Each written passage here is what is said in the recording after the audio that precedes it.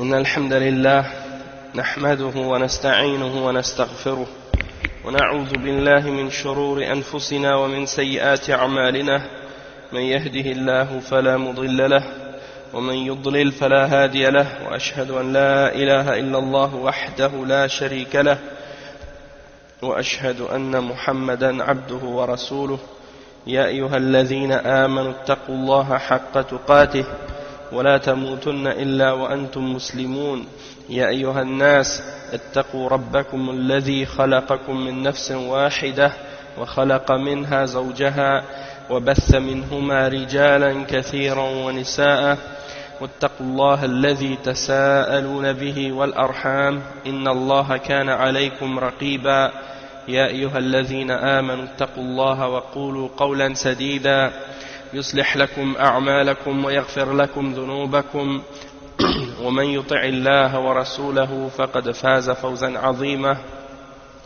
وإن خير الكلام كلام الله وخير الهدي هدي محمد صلى الله عليه وسلم وإن شر الأمور محدثاتها وكل محدثة بدعة وكل بدعة ضلالة وكل ضلالة في النار أما بعد. Donc on commence aujourd'hui le cours numéro 12, l'explication de la parole de l'imam Muhammad ibn Sirin. Inna hadha al-ilma din, fanzuru amman ta'khudhuna dinakum. Cette science c'est la religion, alors vérifiez de qui vous prenez votre religion. Donc on arrive à un autre point, parmi les catégories ou les exemples de ceux que le Cheikh Ahmed Bazmoul, hafidhahullah, a mentionné. Parmi ceux de qui on ne prend pas la science. Donc il dit ممن لا يؤخذ عنه العلم المفكرون وفقهاء الواقع السياسيون.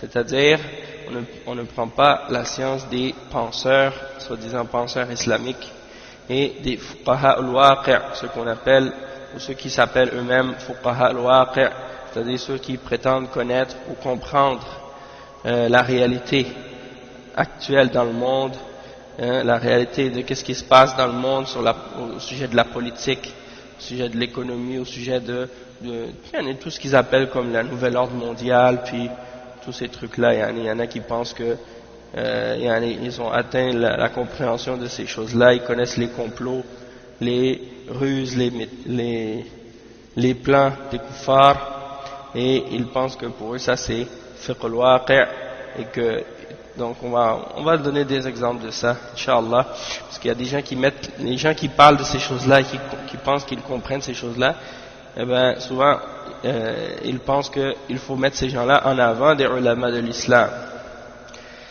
Et ceux qui parlent de politique et qui parlent de toutes sortes d'autres aspects de la dunya, il y en a qui placent des gens qui parlent de ces choses-là au-dessus des ulama de l'islam. En voulant dire, ils pensent que ceux-là ils comprennent mieux qu'est-ce qui se passe dans le monde que les ulama de l'islam. Bon, on va lire qu'est-ce que le cheikh il a mentionné ici. Il dit al-fikr al-islami هذه الكلمة تعني ما يفرزه العقل من الأفكار والإسلام وحي وليس بفكر والفكر ليس بمعصوم وكذا كلمة التصور الإسلامي لأن التصور مصدره الفكر المحتمل للصدق والكذب أو المحتمل للصدق والكذب والكتب الفكرية تؤثر في طريقة الكلام وتؤثر في طريقة التفكير وتؤثر في طريقة التعامل مع النصوص الشرعية وتؤثر في الفهم وهي في حقيقتها تقديم للعقل على النقل وكأن النقل نصوص مجردة عن الفهم فهم يكيفون النصوص ويفهمونها على أهوائهم فهم يكيفون النصوص ويفهمونها على أهوائهم كما أنها رد لمنهج السلف وفهمهم للنصوص الشرعية وهم في الحقيقة أهل أهواء وبدع ولكن أفردوا لباسهم لباس العلم وإلا فهم من أهل البدع عند أهل النظر. Donc le cheikh il commence à mentionner en fait les paroles des paroles en fait qu'il mentionne qu'il a pris ces paroles-là de son frère, qui est le cheikh, al-ustaz, al-docteur, son grand frère, Mohammed ibn Omar Bazmoul. Donc ça c'est tiré des paroles ou des explications qu'il a appris de son cheikh, un de ses shuyukh qui est son grand frère, le cheikh Mohammed Bazmoul. Il dit la pensée islamique, cette parole, ça veut dire qu'est-ce que la pensée, qu'est-ce que la raison a ramené à la personne comme pensée. Et l'islam c'est une révélation et non pas une pensée. Et la pensée c'est quelque chose qui n'est pas infaillible. De même que la parole, lorsqu'on utilise l'expression at-tasawwur al-islami, ou bien la vision islamique, ou la façon dont on voit les choses, de la vision islamique, le point de vue islamique des choses. Donc il dit at-tasawwur, quand on dit en arabe at-tasawwur, ça veut dire donc la vision, et ça veut dire en réalité que c'est quelque chose qui est extrait de la pensée de quelqu'un. Et donc ça peut autant être vrai que ça peut être faux. Ça peut être quelque chose de vrai comme ça peut être quelque chose de faux. Parce que la pensée c'est basé sur la raison. Et la raison peut se tromper. Elle n'est pas infaillible. C'est pas comme la révélation. Donc il dit ensuite, et les livres qu'on appelle al-kutub al-fikriya, c'est-à-dire al-kutub al-fikriya, c'est-à-dire les livres de pensée. Parce qu'il y a des catégories d'auteurs qui ont écrit des choses sur l'islam et ils se qualifient de penseurs islamiques. Ils ont écrit des livres et ils appellent ces livres-là Al-Kutub al-Fikriya en arabe, les livres de pensée. Hein? En fait, c'est des livres de philosophie, mais c'est des philosophies sur le monde et qu'est-ce qui se passe par rapport surtout ces livres-là parlent souvent de l'attitude de l'islam face à l'Occident, les relations entre les musulmans et les kuffars de l'Occident, les sciences des kuffars et comment on peut les utiliser, comment on peut en profiter, ainsi de suite. Donc il y a beaucoup d'autres sujets aussi dont il parle, donc par exemple comment faire revivre l'islam, comment faire ramener les musulmans à leur état dans lequel ils étaient auparavant, ainsi de suite. Donc comment réveiller les musulmans, toutes sortes d'idées qu'ils ont comme ça, mais ils se basent beaucoup sur la philosophie et sur les livres des kuffars et sur beaucoup d'autres choses de ce genre pour écrire ces livres-là. Donc c'est ce qu'ils appellent al-kutub al-fikriya, comme par exemple les livres de Sayyid Qutb. C'est des exemples de kutub fikriya, les livres de Sayyid Qutb, les livres de Muhammad Qutb, les livres de par exemple Malik bin Nabi, les livres de Mawdoudi, les livres de des auteurs comme ça qui ont écrit plein, il y en a plein d'autres aussi que dont je connais pas leur nom, mais ça c'est juste des exemples de certains d'entre ces auteurs-là qui sont des auteurs soi-disant de la pensée islamique.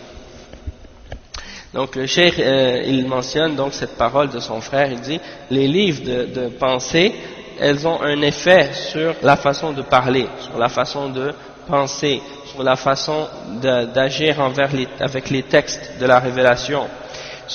Elles ont un effet également sur la compréhension.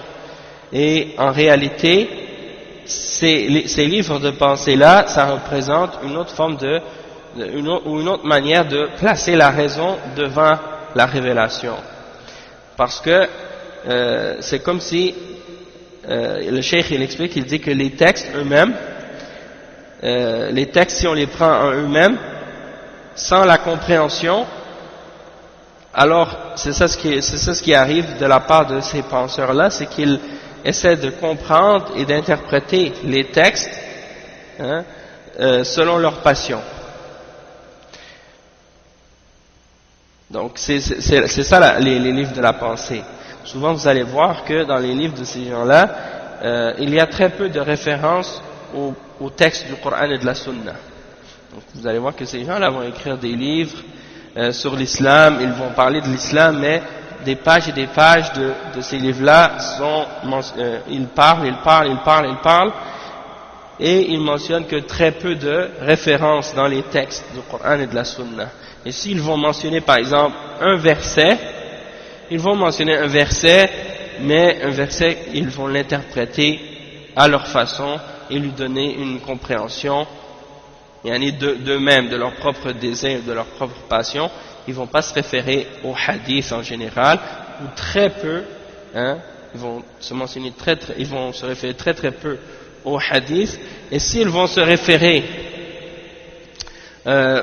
au hadith, ils vont pas se référer donc aux compréhensions des paroles des sahaba et des salaf, et même que lorsqu'ils se réfèrent aux hadiths, parfois ils vont même se baser sur des hadiths qui sont faibles, des hadiths qui sont daïfs, et ils vont laisser de côté des hadiths authentiques parfois. Et s'ils trouvent un hadith authentique qui est contraire à ce qu'ils pensent, eh bien ils vont essayer de rejeter le hadith. Donc c'est ce que le cheikh explique ici. Donc ces gens-là, ils se basent sur les textes, mais ils enlèvent à ces textes-là la compréhension. Et ils les interprètent à leur propre façon. Et ça représente également, le cheikh dit, ça représente également une forme de rejet de la méthodologie des salafs et de la compréhension des salafs des textes de la révélation. Et donc ça c'est la fin de la citation que le cheikh a mentionné, les paroles de son frère cheikh Mohamed Bazmoul. Et justement à propos de ça, c'est juste pour faire comprendre en même temps que une des choses qu'on remarque souvent, c'est que ces gens qui se réfèrent à ces livres de pensée islamique, on voit que les endroits ou les lieux où ils se propagent le plus, c'est les endroits où il y a par exemple beaucoup de musulmans qui ne sont pas arabophones, qui ne comprennent pas l'arabe, comme par exemple dans les endroits où il y a beaucoup de convertis, ou bien où il y a des gens qui ont étudié, qui ont fait des études dans les universités par exemple, mais qui n'ont pas étudié l'islam, qui n'ont pas fait des études islamiques, qui ont fait des études soit dans les comme on dit, sciences humaines, ou bien sciences pures, sciences humaines, sciences politiques, des trucs comme ça. Là, on les voit beaucoup dans ces milieux-là, et c'est là qu'ils se propagent le plus, et c'est qu'ils propagent le plus leurs idées, parce que justement ils profitent de l'ignorance des gens qui sont dans ces milieux-là pour justement les influencer et puis propager leurs pensées.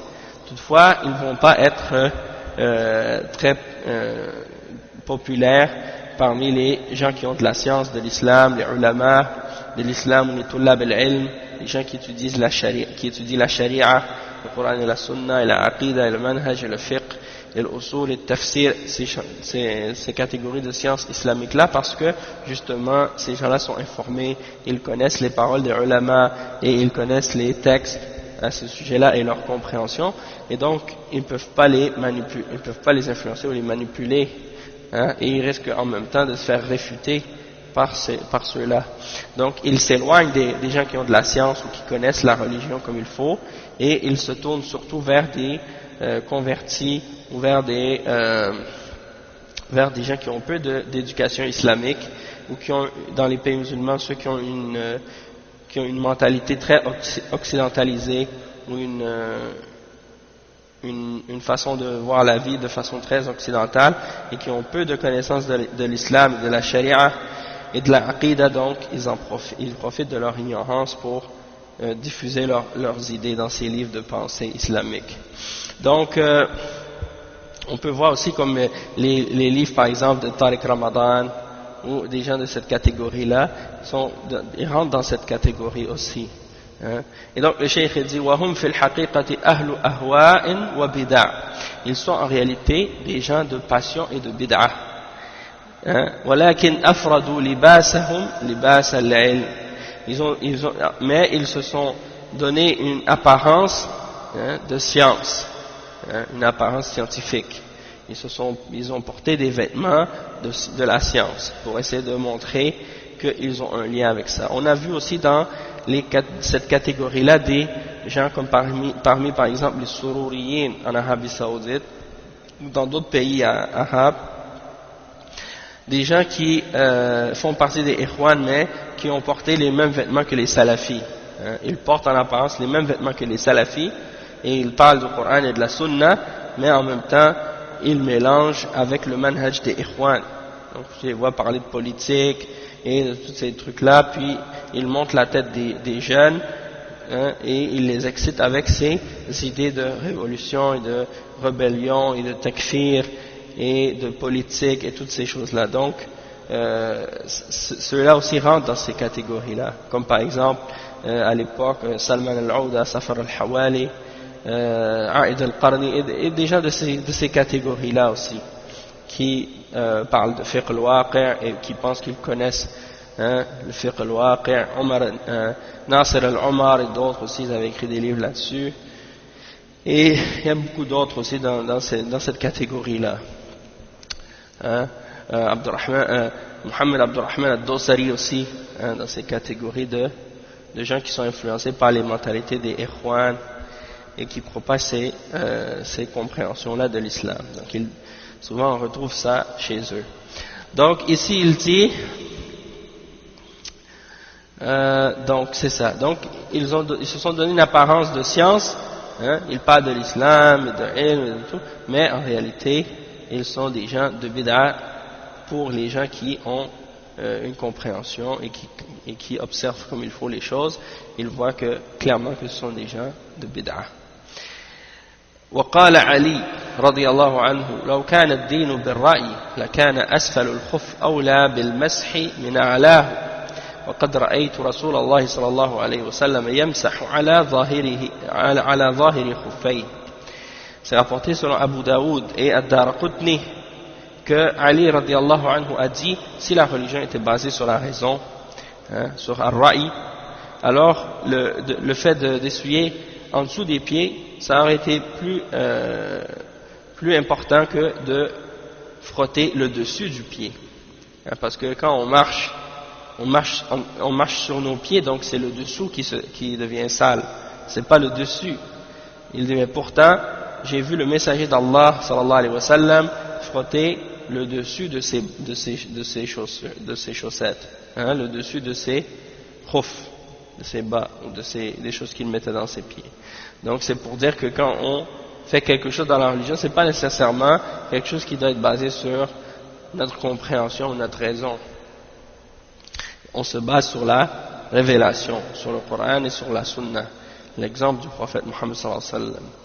وقال أبو الزناد إن السنن ووجوه الحق لتأتي كثيرا على خلاف الرأي فما يجد المسلمين بدا من اتباعها ومن ذلك أن الحائض تقضي الصيام ولا تقضي الصلاة. C'est rapporté selon Ibn Battah dans Al-Ibana, hein, qu'un des imams des salaf, Abu Zinad, il dit que les sunan et les différents aspects de la vérité, elles viennent parfois en contradiction avec ar-ra'y, c'est-à-dire avec la raison. Et les musulmans ne trouvent pas d'autre choix que de suivre la vérité, hein. Et parmi les exemples de ça, le fait que la femme, lorsqu'elle est dans sa période de menstruation, lorsqu'elle a terminé, hein, pendant sa menstruation, elle ne fait pas le jeûne et elle ne fait pas la prière. Pourtant, elle doit refaire son jeûne, mais elle n'a pas à refaire sa prière. Donc si on se basait sur la raison pour essayer de comprendre, eh bien on dirait, mais pourquoi on fait une distinction entre la prière et le jeûne? Pourquoi elle ne refait pas les deux, hein? Pourquoi elle ne refait pas les deux? Pourquoi elle ne refait pas la salat aussi? Mais la religion c'est basé sur la révélation, et Allah subhanahu wa ta'ala a décidé que on doit reprendre les jours de jeûne, mais on ne doit pas reprendre la salat. وقال الأوزاعي يا بقية إن العلم ما جاء عن أصحاب محمد صلى الله عليه وسلم وما لم يجيء عن واحد منهم فليس بعلم. Donc ici ça c'est une parole qui est rapportée par l'imam Ibn Abd al-Barr dans Jami' al-Bayan al-Ilmi wa Fadlih, wa Ibn Asakir dans Tarikh Dimashq. Il cite les paroles de l'imam al-Awza'i. Il dit Ya Baqiya, il s'adresse à quelqu'un qui s'appelle Baqiya. Il dit la science c'est ce qui a été ramené des compagnons du prophète Muhammad sallallahu alayhi wa sallam, et ce qui n'est pas venu d'aucun d'entre eux, alors ce n'est pas de la science. Ce qui n'a pas été rapporté d'aucun d'entre eux, alors ce n'est pas de la science. وقال عبد الله ابن داود الخريبي ليس الدين بالكلام وإنما الدين بالآثار. Ça c'est rapporté par Al-Khatib dans Sharaf Ashab al-Hadith. وأبو محمد الظامذي il a dit, il a rapporté les paroles de l'imam Abdullah ibn Daoud al-Kharibi. Il a dit la science ce n'est pas avec la parole, avec le kalam, ce que les gens appellent le kalam, c'est comme la philosophie. Donc la religion c'est pas par la philosophie, mais par le fait de parler beaucoup. La religion c'est uniquement par les athar, c'est-à-dire les narrations et qu'est-ce qui a été transmis comme hadith et comme parole des sahaba. قال أحمد بن حنبل رأي الشافعي ورأي مالك ورأي سفيان كله رأي وهو عندي سواء وإنما الحجة في الآثار. Ça c'est rapporté par Ibn Abd al-Barr dans Jami' Bayan al-Ilm wa Fadlih et également par l'imam Ibn Hazm dans Al-Ihkam. Il rapporte les paroles de l'imam Ahmad ibn Hanbal. Il dit le ra'yu de l'imam Shafi'i, c'est-à-dire la position, l'opinion, l'ijtihad, l'opinion de l'imam Shafi'i ou l'ijtihad, ou l'opinion de l'imam Malik ou l'ijtihad, l'opinion de l'imam Sufyan al-Thawri, tout ça pour moi ce n'est qu'une opinion, ce ne sont que des opinions. Et pour moi tout ça c'est égal, c'est-à-dire il n'y en a pas une qui a plus d'importance ou plus de mérite d'être suivi qu'un autre. La preuve c'est uniquement dans al-athar, c'est-à-dire la preuve est uniquement dans les hadiths et dans les narrations. Ensuite il mentionne les paroles de l'imam Ishaq ibn Hibbat al-A'mash. سئل الإمام أحمد عن الخطرات والوساوس فقال ما تكلم فيها الصحابة ولا التابعون. Ça c'est rapporté par Ibn al-Jawzi dans Manaqib l'imam Ahmad. Il dit Ishaq ibn Hibbat al-A'mash a demandé à l'imam Ahmad ibn Hanbal au sujet des al-khatarat wal-wasawis. Al-khatarat c'est les choses qui sont dans ton esprit, dans ta pensée, et les soupirs que le shaitan peut te jeter dans le cœur. Parfois il te suggère des choses, donc les suggestions et les idées ou les pensées que quelqu'un peut avoir. Il y a beaucoup de soufis qui ont parlé de ces sujets-là. Maintenant ils ont posé la question à l'imam Ahmad à ce sujet, et l'imam Ahmad a répondu que les sahaba et les tabi'un n'ont pas parlé de ça, n'ont pas parlé de ces choses-là. Après il dit وقال سعيد بن عمرو البرزعي il dit شهدت أبا زرعة وسئل عن الحارث المحاسبي وكتبه فقال للسائل إياك وهذه الكتب هذه كتب بدع وضلالات وعليك بالأثر فإنك تجد فيه ما يغنيك عن هذه الكتب.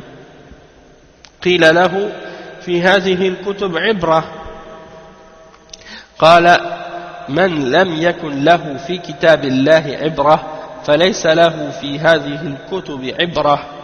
بلغكم أن مالك بن أنس وسفيان الثوري والأوزاعي والأئمة المتقدمين صنفوا هذه الكتب في الخطرات والوساوس وهذه الأشياء. هؤلاء قوم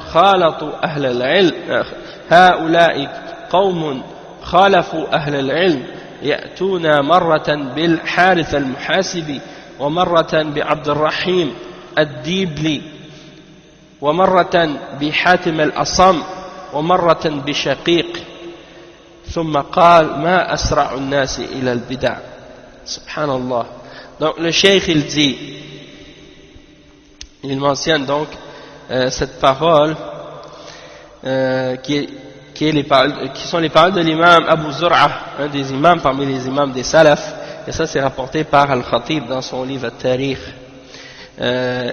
Ici c'est Saïd ibn Amr al-Barza'i qui dit j'ai été témoin de l'imam Abu Zur'a quand on l'a questionné au sujet de Al-Harith al-Muhasibi. Al-Harith al-Muhasibi, c'était un soufi de l'époque. Et quelqu'un est venu voir l'imam Abu Zur'a, un des imams parmi les imams des salafs, pour lui demander au sujet de ses livres. Hein? Et la personne a demandé, est-ce que tu me conseilles par exemple de lire les livres de Al-Harith al-Muhasibi? Alors l'imam Abu Zur'a a répondu, il a dit, prends garde à ces livres, prends garde à ces livres-là. En voulant dire, il lui met en garde, il dit Iyaka wa hadhihi al-kutub. Il dit fais attention, garde à toi de ces livres. Il dit ce sont des livres de bid'a et de dalalat. Ce sont des livres d'égarement et des livres de bid'a et d'égarement, d'innovation et d'égarement. Et après il a dit alayka bil athar. Il dit reste accroché à al-athar, c'est-à-dire les paroles du prophète sallallahu alayhi wa sallam et les paroles des sahaba. فإنك تجد فيه ما يغنيك عن هذه الكتب. Parce que tu vas trouver dans les paroles du prophète sallallahu alayhi wa sallam et dans les paroles des sahaba et des salafs ce qui va être suffisant pour toi et qui va te compenser de ces livres de bid'a, qui va être suffisant pour toi et qui vont faire que tu vas te passer de ces livres écrits par ces gens de bid'a. قال من لم يكن له في كتاب الله عبرة فليس له في هذه الكتب عبرة. Il a dit celui qui n'a pas pris, parce que la personne a répondu à l'imam Abu Zur'a en lui disant oui mais dans ces livres-là il y a des leçons, il y a des choses bénéfiques, on peut prendre des sagesses, des leçons dedans. L'imam Abu Zur'a lui a répondu en disant celui qui n'a pas pris de leçons dans le livre d'Allah, alors il ne trouvera pas, il n'y aura pas pour lui de leçons dans ces livres-là non plus. Parce que dans le livre d'Allah, il y a tout ce qui nous suffit comme leçon. Et dans la sunna. Donc, comme quelqu'un maintenant par la suite, il dit, il n'a pas pris de leçons dans le livre d'Allah, il a besoin de ces autres livres-là pour prendre des leçons, ou pour prendre des sagesses ou des exemples. Donc, ça c'est des exemples même on retrouve des gens aujourd'hui, des gens qui ont ces mêmes attitudes-là, qui posent des questions, par exemple, par rapport aux livres des gens de bid'a, par exemple, aujourd'hui. Ils ont des questions au sujet des livres des gens de bid'a d'aujourd'hui. Et on les met en garde contre les livres de ces gens-là. Et eux, ils répondent, ils disent, oui, mais dans ces livres-là, il y a des choses bénéfiques. Et l'imam Abu Zur'a il répond oui mais si quelqu'un il trouve que dans ces livres-là il y a des choses bénéfiques, sachez que dans le livre d'Allah il y a qu'est-ce qui est encore plus bénéfique, et si vous n'avez pas trouvé des choses assez bénéfiques dans le livre d'Allah, alors vous n'allez pas trouver de plus bénéfique ailleurs. Et en même temps tout ce que vous pouvez trouver de bénéfique qui est réellement bénéfique dans ces livres, vous pouvez le trouver dans les livres des gens d'Ahl Sunnah. Qu'est-ce qui est encore plus bénéfique que ce qu'il y a dans leurs livres à eux. Des fois c'est juste parce que les gens n'ont pas connaissance ou n'ont pas conscience de ça.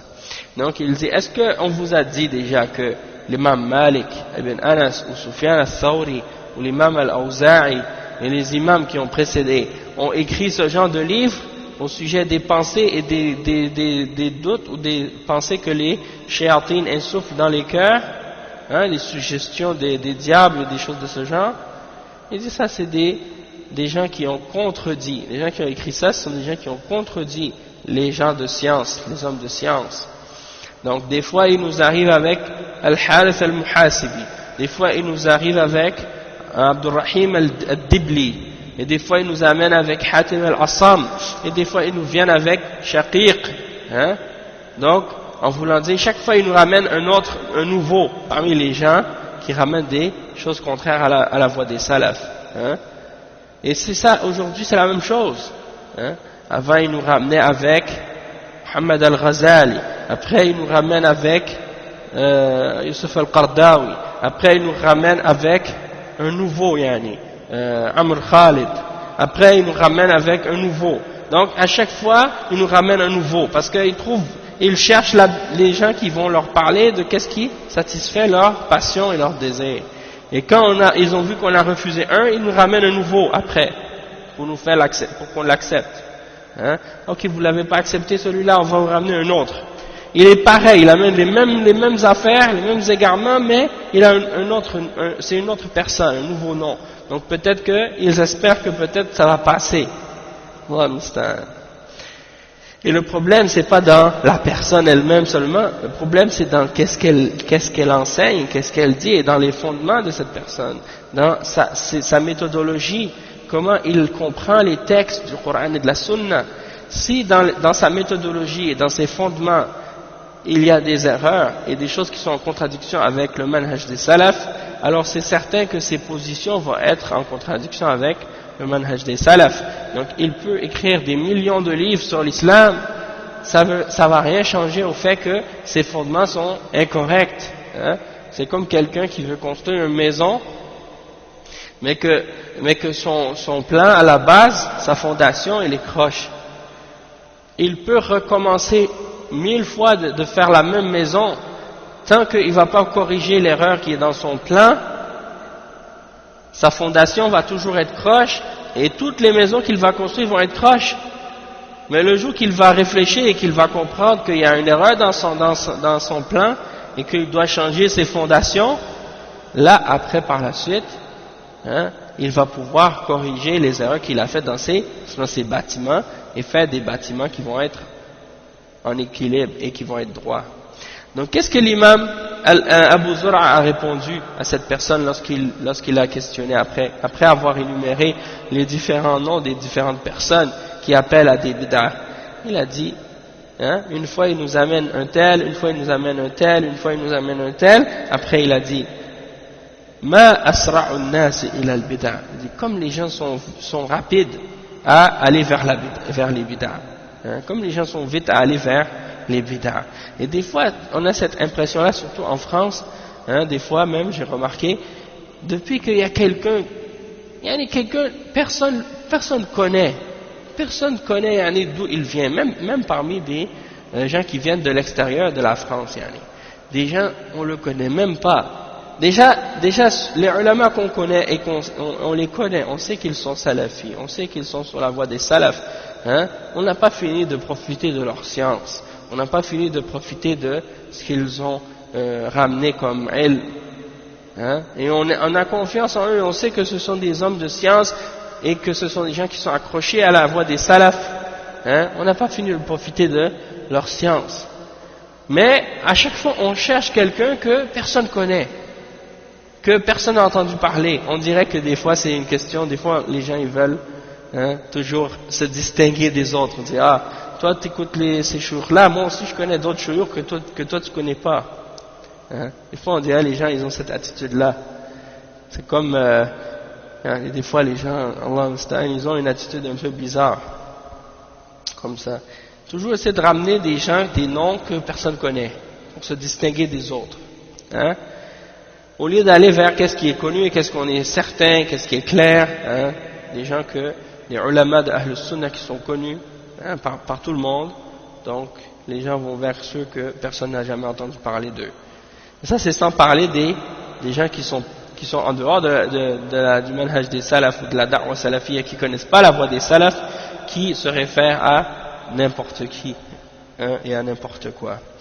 Donc après il dit وقال الإمام البربهاري اعلم رحمك الله أن الدين إنما جاء من قبل الله تبارك وتعالى ولم يوضع على عقول الرجال وآرائهم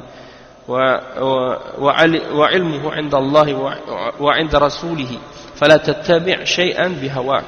Donc ça c'est rapporté dans Sharh al-Sunnah que l'imam al-Barbahari a dit, sache qu'Allah te fasse miséricorde, que la religion c'est uniquement ce qui a été ramené de la part d'Allah subhanahu wa ta'ala.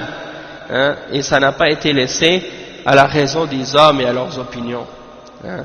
Donc, la science de la religion, elle est auprès d'Allah, elle vient d'Allah et de son messager, sallallahu alayhi wa sallam. Alors, ne suis rien par tes passions, ne suis rien selon tes passions. Après il dit وقال الشيخ صالح الفوزان عن المفكرين ليس عندهم علم بالأحكام الشرعية وإنما عندهم ثقافة عامة لا تفرق بين صحيح وسقيم في العقيدة ولا تفرق بين بدعي وسني. Ça c'est rapporté dans Al-Bayan li Akhta'i Ba'd al-Kuttab. Il dit dans ce livre-là à propos des penseurs islamiques, hein, ils n'ont pas de science au sujet des règles de la charia, ils ont seulement une culture générale. Ils ne peuvent pas distinguer entre ce qui est correct et ce qui est faux, ou entre ce qui est bon et ce qui est mauvais dans la aqidah, et ils ne peuvent pas non plus distinguer entre celui qui est sur la bid'a et celui qui est sur la sunna. Hein? Ils ne sont que des gens cultivés, ils ont une culture générale, c'est tout. Hein? Et c'est pour ça que tu les retrouves comme ça, des fois c'est des docteurs en sciences, en médecine, en ingénieurs, hein? Et des fois c'est psychologues ou des trucs comme ça. Ils parlent de religion des fois et ils pensent qu'ils ont de la science, hein? Alors qu'ils ne peuvent pas distinguer entre la sunna et la bid'a et qu'est-ce qui est correct et incorrect dans la aqidah et des choses de ce genre. وقال الشيخ صالح الفوزان أيضا فساد الفكر أشد من المرض العضال لأن المرض العضال يقضي على الجسم والموت لا بد منه ولكن المشكل أن مرض الدماغ ومرض الفكر يقضي على الدين ويقضي على العقيدة ولا يكون بعده سعادة أبدا إلا إذا من الله على صاحبه وتاب إلى الله فإن الله على كل شيء قدير ولكن يصعب على أمثال هؤلاء أنهم يتوبون لأنهم تغلغل الفكر في أذهانهم. Le Cheikh Al-Fawzan il a également dit à leur sujet dans Al-Ajwibatul Mufida, il dit que la corruption de la pensée est plus dure que la maladie incurable, parce que la maladie incurable elle finit le corps, elle détruit le corps, et la mort, c'est sûr que la mort arrive par la suite. Mais le problème avec les maladies de la tête ou les maladies de la pensée, c'est qu'elles viennent détruire la religion, hein, elles viennent détruire la aqidah, et donc il n'y a pas après ça aucun bonheur possible, hein, aucun bonheur possible, excepté si Allah subhanahu wa ta'ala donne à cette personne la possibilité de se repentir, lui donne la repentance, mais sinon hein, il est perdu. Donc les dangers qui affectent la pensée et les idées, ça c'est plus dangereux que les maladies physiques, les maladies du corps, hein. Et donc il dit c'est possible que Allah subhanahu wa ta'ala leur donne la repentance parfois, mais c'est très difficile pour ce genre de personnes de se repentir, parce que les pensées qu'ils ont pris le dessus dans leurs esprits, hein, et dans leurs pensées. Donc c'est très difficile pour eux de remettre en question les idées qu'ils peuvent avoir qui sont contraires au Coran et à la Sunna. ويدخل في المفكرين ما يعرف بفقهاء الواقع والحركيين الإسلاميين السياسيين ودعاة الصحوة. Donc il dit après qu'on peut faire rentrer également parmi les penseurs islamiques ceux qu'on connaît comme étant les savants de la réalité ou les savants de l'actualité, ceux qui se concentrent uniquement à connaître qu'est-ce qui se dit dans les journaux, qu'est-ce qui se passe dans les magazines, qu'est-ce qui se passe dans le monde, dans la politique, dans l'économie, puis ils se concentrent que là-dessus. Et tu vois ça dans leur site internet et dans leurs forums. Hein, il y en a qui passent leur jour et leur nuit à copier-coller des articles de journaux. Qu'est-ce que le monde a écrit dans tel sujet, qu'est-ce que tel magazine a écrit à propos de telle chose, et ils passent leur jour et leur nuit à suivre tout ce que les magazines disent de telle ou de telle question, de tel ou de tel sujet, et puis ils laissent de côté la connaissance de l'islam. Et de même que parmi ceux qu'on peut faire entrer parmi les penseurs, il y a les activistes islamistes et les politiciens islamistes, hein, ceux également qui appellent au réveil, qu'est-ce qu'ils appellent en arabe, as-sahwa. As-sahwa, c'est-à-dire le réveil, hein, le réveil, parce que cette expression-là est apparue dernièrement dans les décennies passées, as-sahwatul islamiyya. Qu'est-ce qu'ils appellent as-sahwatul islamiyya ou shabab as-sahwa? As-sahwa, ça veut dire le réveil. Quand tu dormais, après tu t'es réveillé. Donc il parle d'un réveil islamique. Et Cheikh Al-Fawzan, justement, il a dit dans son livre Al-Ajoubatul Mufida à propos de cette expression-là, il dit que inna li tahaffuzun ala isti'mal hadhihi al-kalima as-sahwatul islamiyya. J'ai une certaine réserve à employer ce genre de paroles comme as-sahwatul islamiyya, le réveil islamique. Wa qad nushirat fi as-suhuf akthar min marra. Et ça a été diffusé dans les journaux plus qu'une fois, ou plusieurs fois. لما فيها من جحود لجهود العلماء المصلحين المستمرة في كل زمان. Parce que dans l'utilisation de cette expression-là, il y a une forme de négation des efforts des ulama réformateurs qui sont continuels à travers le temps. وجحود للبقايا الصالحة من هذه الأمة. Et également une négation du reste des gens qui sont des gens de bien dans cette umma. Comme le prophète sallallahu alayhi wa sallam a dit qu'il y aura toujours un groupe de ma umma qui sera victorieux sur la vérité. Donc, cette expression de sahwa islamiyya, c'est comme si ça donnait l'impression que les gens étaient endormis, tout le monde était endormi, puis que tout d'un coup ils se réveillent. Alors qu'en réalité, il y a toujours eu dans la umma, à toute époque, il y a toujours une portion ou un groupe de la umma qui est sur le haqq, qui est victorieux sur le haqq. Et c'est pour ça que le cheikh dit à la fin وَالَّتِي لَا تَخْلُو مِنْهَا الْأَرْضِ إِلَى قِيَامِ السَّاعَةِ. Donc, c'est-à-dire la terre va jamais être exemple de ce groupe, ou d'une portion de ces gens qui sont bien et qui appellent à la vérité jusqu'à la venue de l'heure du jugement dernier.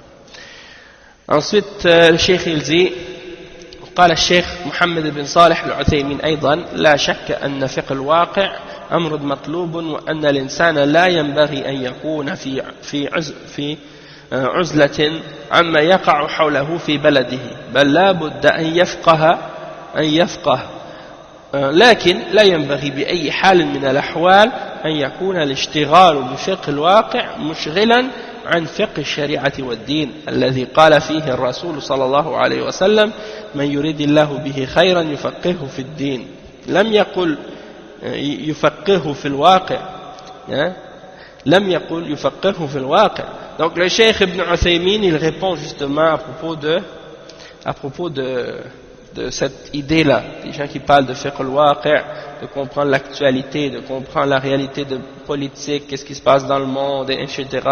Il y en a même qui pensent qu'ils vont comprendre les plans et les complots et il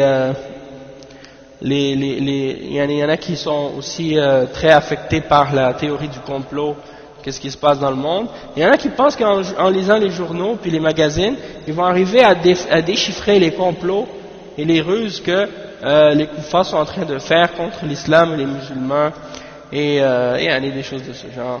Et ils ne réalisent pas que lorsqu'il y a des complots, il y a des choses, des trucs qui se passent qui sont secrets, eh bien c'est les services, c'est les services des secrets des pays qui gèrent ces informations-là. Ils ne vont pas mentionner ça dans les journaux publics ou dans les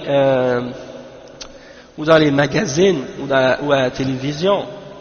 S'ils font des complots ou des trucs qu'ils veulent faire, ils le font de manière secrète et c'est des informations top secrètes qui sont pas diffusées au public, et même les membres de la société de ce pays-là, des pays des kuffars, ils sont même pas au courant de ces choses-là. Donc le cheikh il dit, donc cheikh Mohammed ibn Uthaymin, il dit il n'y a pas de doute que la compréhension de l'actualité c'est quelque chose qui est bien, c'est-à-dire c'est quelque chose qu'on devrait essayer d'avoir, comprendre qu'est-ce qui se passe autour de nous. Il ne faut pas qu'une personne soit complètement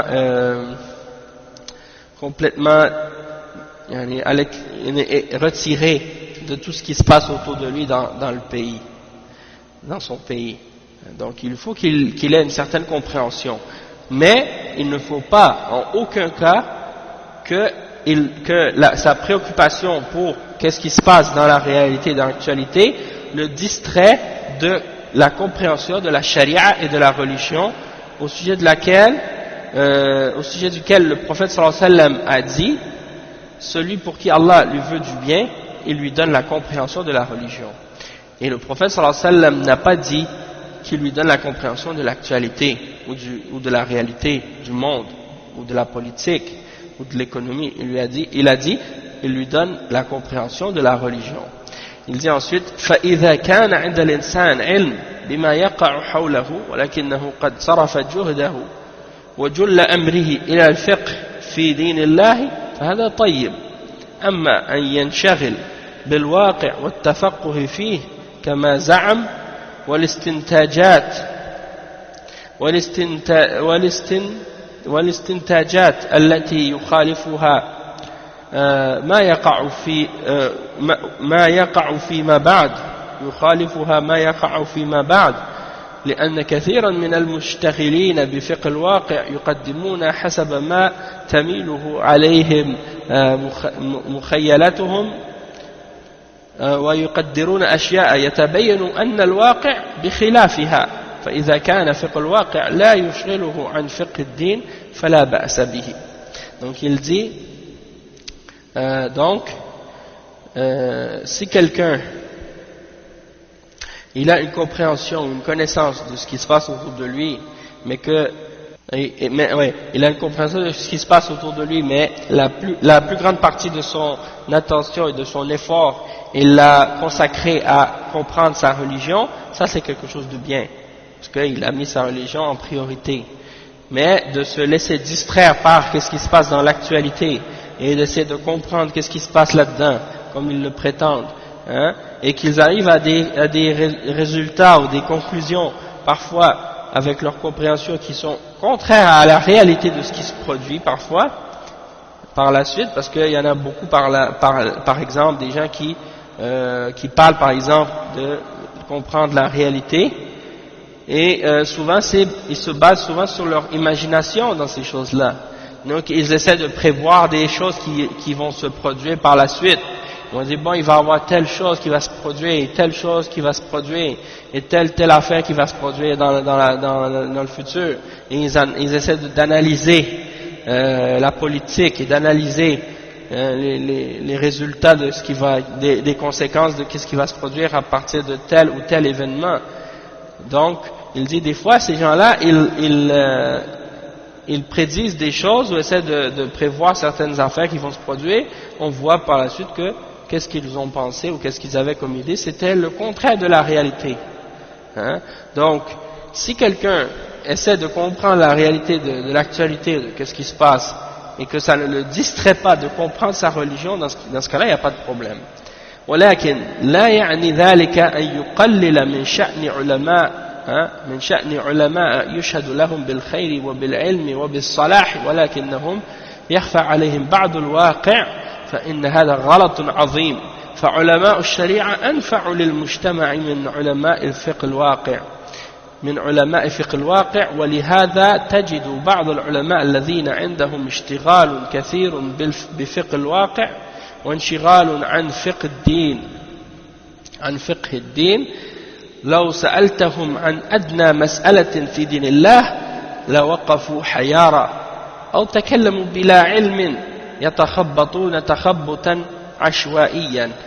Donc le cheikh il dit, mais ça ne veut pas dire qu'on a le droit de diminuer de l'importance des ulama, dont on peut témoigner le bien et la science et la réforme qu'ils font, mais qui peuvent parfois ça se peut parfois qu'il y a certains aspects de l'actualité peuvent leur échapper, mais le cheikh il dit, c'est vrai que parfois certains parmi les grands ulama, certaines choses de l'actualité peuvent leur échapper, mais ça ne veut pas dire qu'on a le droit de diminuer de leur importance ou d'essayer de les dénigrer lorsqu'on voit que ce sont des hommes de bien, de science et de réforme, d'essayer de les dénigrer parce qu'ils ignorent l'actualité, ça c'est une grave erreur.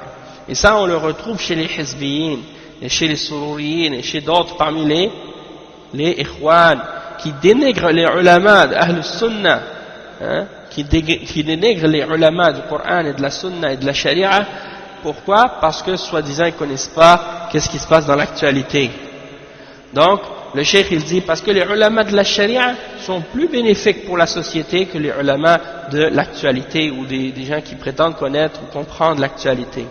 Et c'est pour ça que certains d'entre ceux que tu vois qui se préoccupent à essayer de comprendre ou de connaître la réalité de l'actualité et qui négligent pour ça la compréhension de la religion, si tu leur demandes sur n'importe quelle petite question de la religion d'Allah, tu les vois, ils sont complètement dans la confusion totale, ou bien ils parlent sans aucune science et ils commencent à mélanger les choses, hein, et parler comme ça de n'importe quelle manière, sans aucune base, sans aucune science. والتقليل من شأن العلماء الراسخين في العلم المعروفين بالإيمان والعلم الراسخ جناية ليس على هؤلاء العلماء بأشخاصهم بل على ما يحملونه من شريعة الله تعالى. Donc il dit le fait de diminuer de l'importance des ulama qui sont fermement enracinés dans la science et qui sont connus pour leur foi et leur science bien ancrés, bien solides, ça c'est un crime non seulement contre ces savants-là et contre leur personne, mais également contre la science qu'ils portent et contre s'ils portent en eux de la charia d'Allah. ومن المعلوم أنه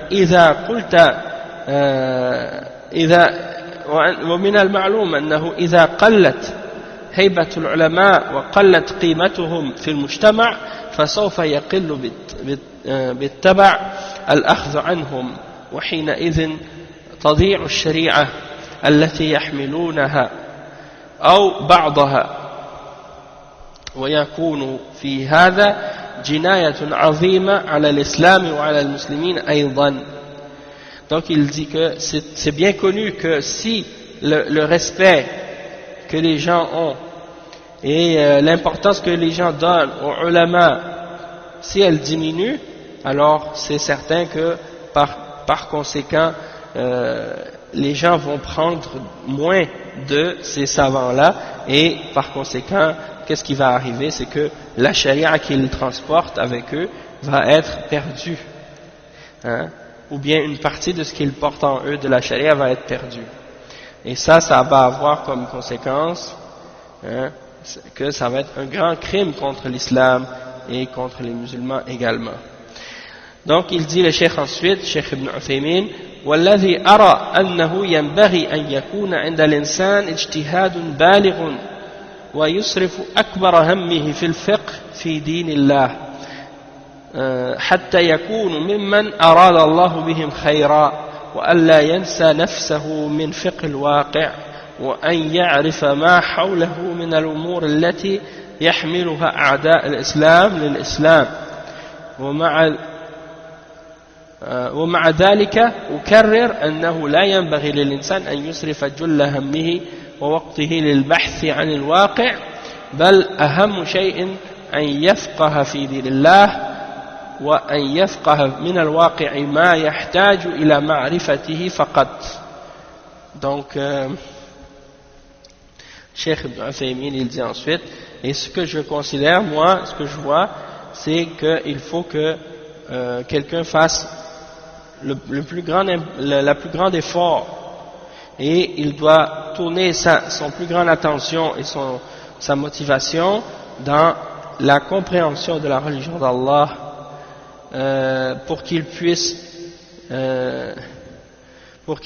être parmi ceux pour qui Allah a voulu du bien et pour qu'il oublie, hein, pour pas qu'il oublie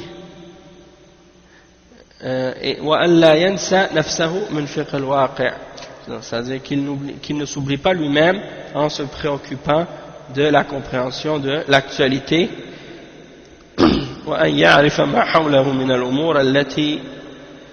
Donc il doit connaître en même temps aussi un peu de qu'est-ce qui se passe autour de lui, de la réalité et de l'actualité, et aussi qu'il connaisse un peu aussi de des choses, qu'est-ce que les ennemis de l'islam essaient de faire contre l'islam, ça c'est important. Mais en même temps, il ne faut pas que une personne tourne toute son importance et tout son temps à rechercher l'actualité et la soi-disant réalité de qu'est-ce qui se passe dans la politique ou des trucs comme ça. Il dit que le plus important c'est de comprendre la religion d'Allah et c'est plus important que de comprendre ce genre de choses-là. Puis en même temps, il doit aussi essayer de comprendre un peu de qu'est-ce qui se passe dans la réalité, qu'est-ce qui est nécessaire seulement.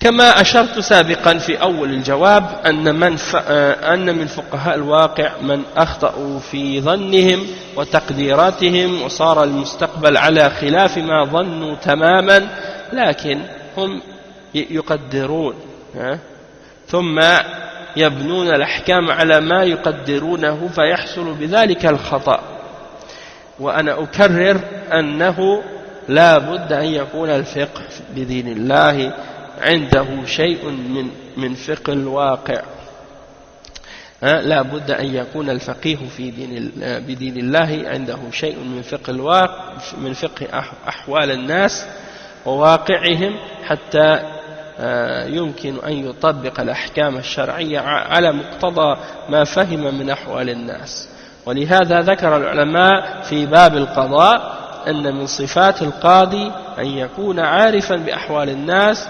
ومصطلحاتهم في كلامهم وأفعالهم. Donc il dit que, comme j'ai mentionné plus tôt au début de la réponse, que y a des gens qui prétendaient comprendre la réalité de l'actualité, des choses comme ça, et qui ont fait des erreurs dans leur pensée et dans leur prévision. Et l'avenir a amené le contraire de ce qu'ils avaient prédit ou de ce qu'ils avaient pensé complètement. Donc, mais ils ont fait des prévisions et par la suite ils ont établi des règles sur ce qu'ils avaient prévu, puis c'est arrivé, donc à cause de ça il y a eu des erreurs qui sont arrivées. Il dit, et moi je répète encore qu'il faut que la personne qui ait une connaissance de la religion d'Allah, une compréhension de la religion d'Allah, il faut qu'il sache un peu de la réalité de qu'est-ce qu'il y a comme dans la situation des gens et de l'état des gens, la réalité de qu'est-ce qui se passe dans la société, pour qu'il puisse, lorsqu'il donne des verdicts au sujet de la charia, qu'il puisse donner des verdicts qui vont être en accord avec ce qu'il a compris de la réalité de l'état des gens.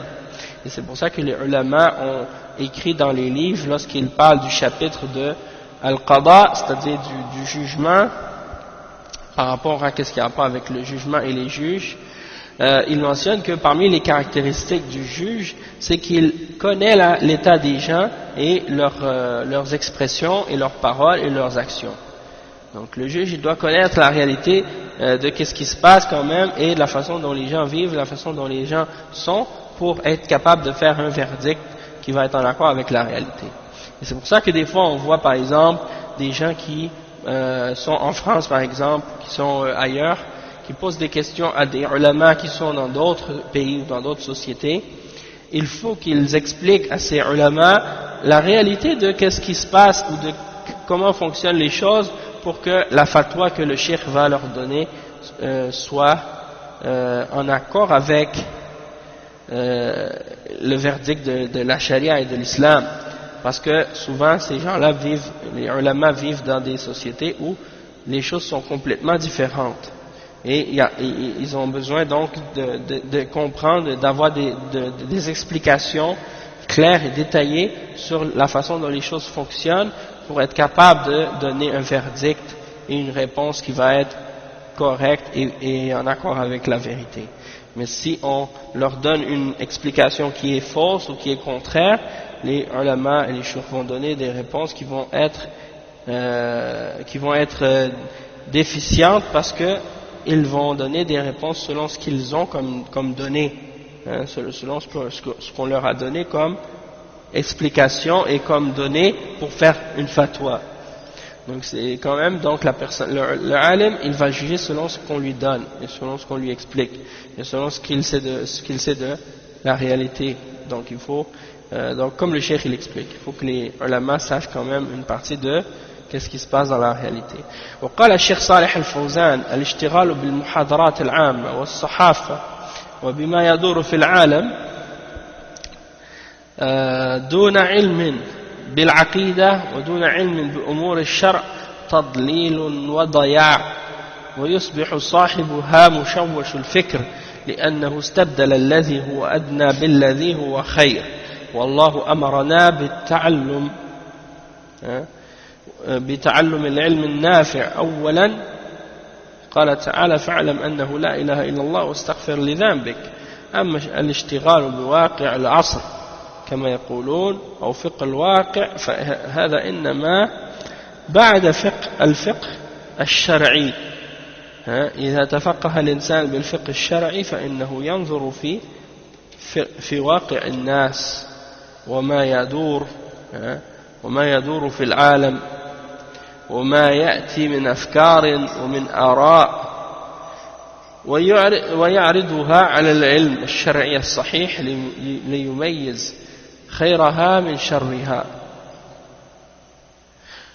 وبدون العلم الشرعي فإنه لا يميز بين الحق والباطل والهدى والضلال.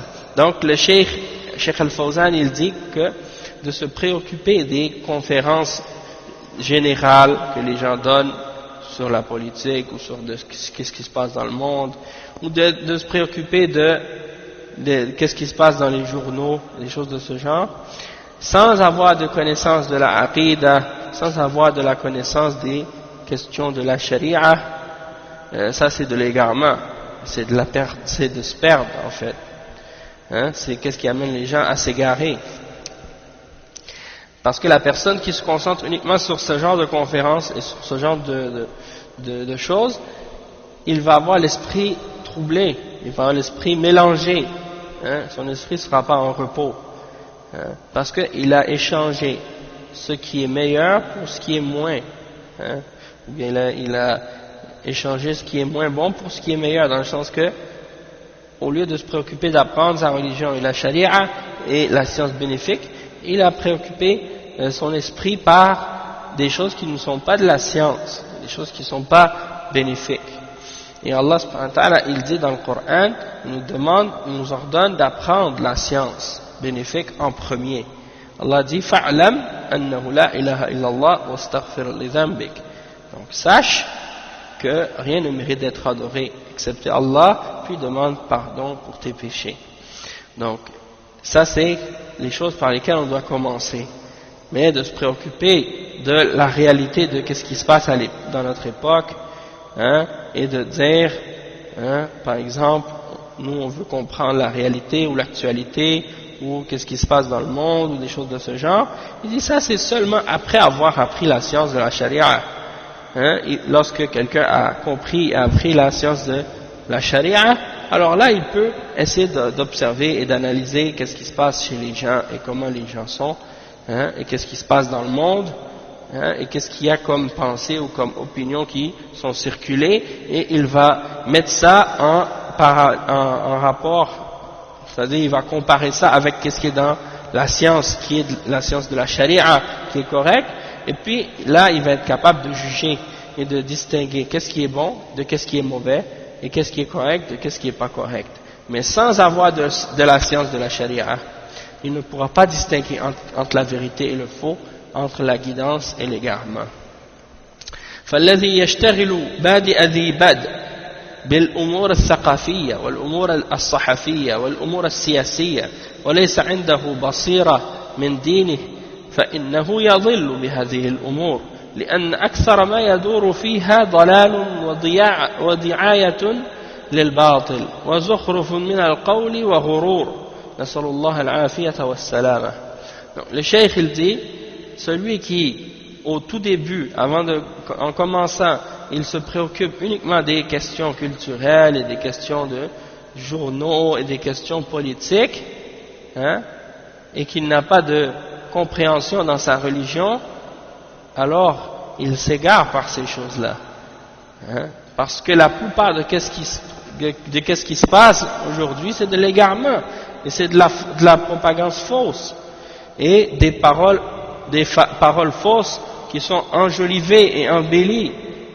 Donc on demande à Allah subhanahu wa ta'ala de nous épargner et de nous sauver. Hein? Donc ça, qu'est-ce que le cheikh explique ici? C'est la réalité. Souvent les gens aujourd'hui, ils se préoccupent de ça, et même en particulier chez les kuffars, pour eux, être cultivé, c'est-à-dire apprendre tout ce qui se dit, tout ce qui se passe, tout ce qui dans l'actualité, qu'est-ce qui se passe dans les journaux, de qu'est-ce que les gens discutent. C'est ça pour eux la science. C'est-à-dire savoir pour savoir, apprendre pour apprendre, parler pour parler, hein? Parler pour montrer qu'on sait quelque chose, pour montrer qu'on est cultivé, hein? Pour épater les gens quand on parle, hein? Pour éblouir les gens. C'est juste ça leur but. Mais la vraie science, c'est la science par laquelle on connaît la raison pour laquelle on a existé et comment on fait pour adorer Allah. Et c'est qu'est-ce que Allah veut de nous, hein, et comment on doit avoir une bonne aqidah et des choses de ce genre. Ça c'est la base.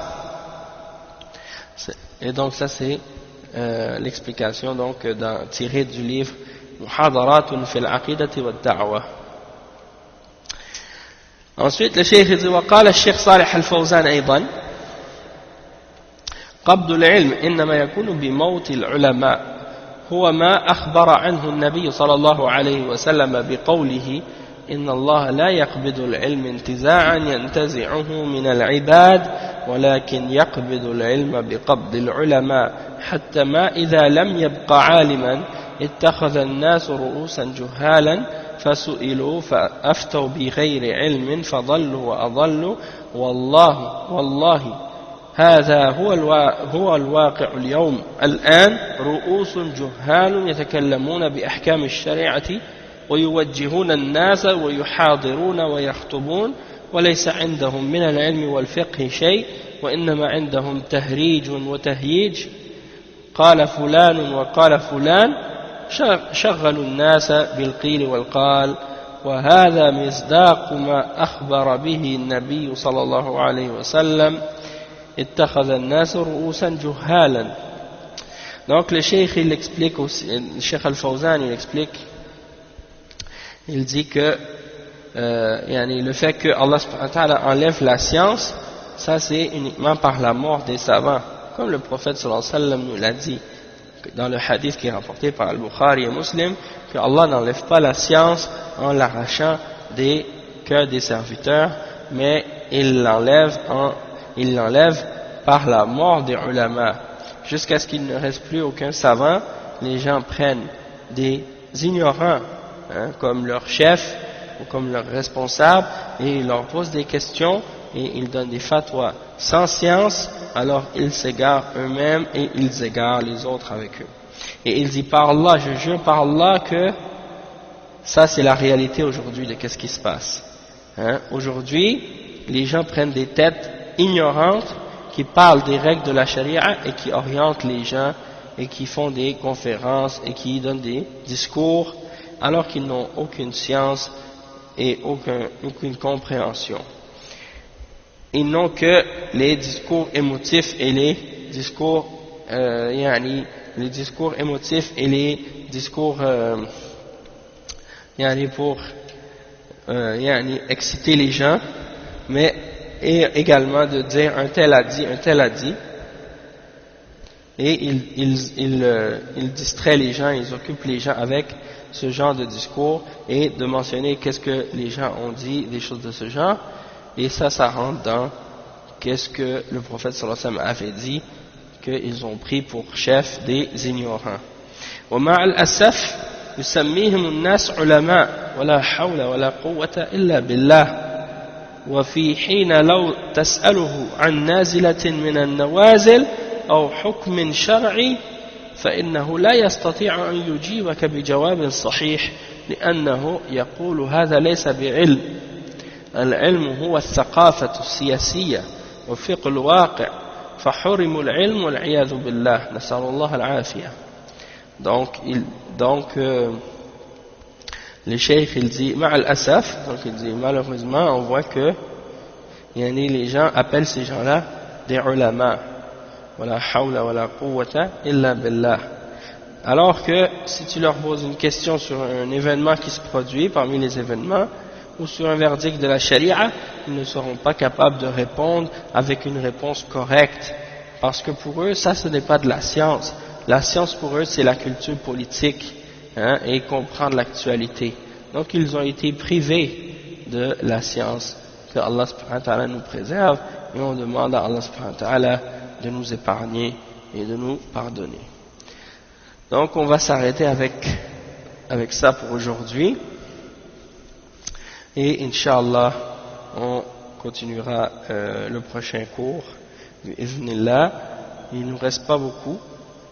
On est arrivé presque à la fin du livre. Juste pour vous dire exactement, on est rendu à la page 105. Et puis, on est rendu à la page 105 et puis le livre termine à la page 113. Donc il reste quelques pages, et à partir de la page 114 jusqu'à la page 156, c'est la réponse à certaines shubuhat. La réponse à certaines shubuhat qui ont rapport avec les questions de la science exactement. Donc on va, Inch'Allah, continuer jusqu'à la fin du livre, Inch'Allah. Et donc c'est juste pour vous dire un peu où est-ce qu'on est rendu dans le livre. Donc on va s'arrêter ici pour aujourd'hui, Inch'Allah. Subhanakallahumma wa bihamdik, ashhadu an la ilaha illa ant, astaghfiruka wa atubu ilayh. Barakallahu fikum wa jazakumullahu khairan. Wassalamu alaykum wa rahmatullahi wa barakatuh.